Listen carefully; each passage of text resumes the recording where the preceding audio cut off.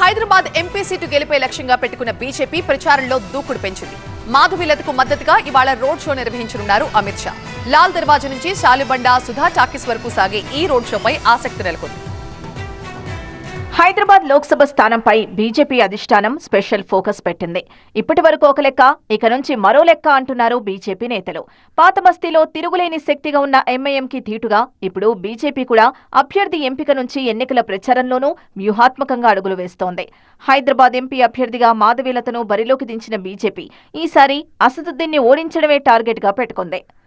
హైదరాబాద్ లోక్సభ స్థానం నుంచి బీజేపీ అభ్యర్థిగా బరిలో ఉన్న మాధవీలత పాతబస్తీలో గల్లీ గల్లీని చుట్టేస్తున్నారు.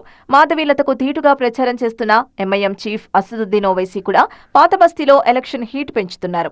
అయితే ఇవాళ కేంద్ర హోంమంత్రి అమిత్ షా మాధవీలతకు మద్దతుగా ప్రచారం చేయబోతున్నారు. మహంకాళి టెంపుల్లో అమిత్ షా ప్రత్యేక పూజలు చేసిన తర్వాత రోడ్ షోని ప్రారంభించనున్నారు. లాల్ దర్వాజా నుంచి శాలిబండ, సుధా టాకీస్ వరకు అమిత్ షా రోడ్ షో కొనసాగనుంది. పాతబస్తీలో అమిత్ షా పర్యటనకు భారీ భద్రత ఏర్పాట్లు చేయనున్నారు. ఇప్పటికే అమిత్ షా రోడ్ షో నిర్వహించే ప్రాంతాల్లో భద్రతాపరమైన చర్యలు చేపట్టారు. రోడ్ షో అనంతరం అమిత్ షా బీజేపీ రాష్ట్ర కార్యాలయానికి వెళ్లనున్నారు. అక్కడ పార్టీ ముఖ్య నేతలతో సమావేశం కానున్నారు.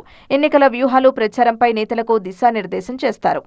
తెలంగాణలో డబుల్ డిజిట్ సీట్లపై గెలుపే లక్ష్యంగా పెట్టుకున్న బీజేపీ హైదరాబాద్ ఎంపీ సీటును సైతం తమ ఖాతాలో వేసుకునేందుకు దూసుకెళ్తోంది.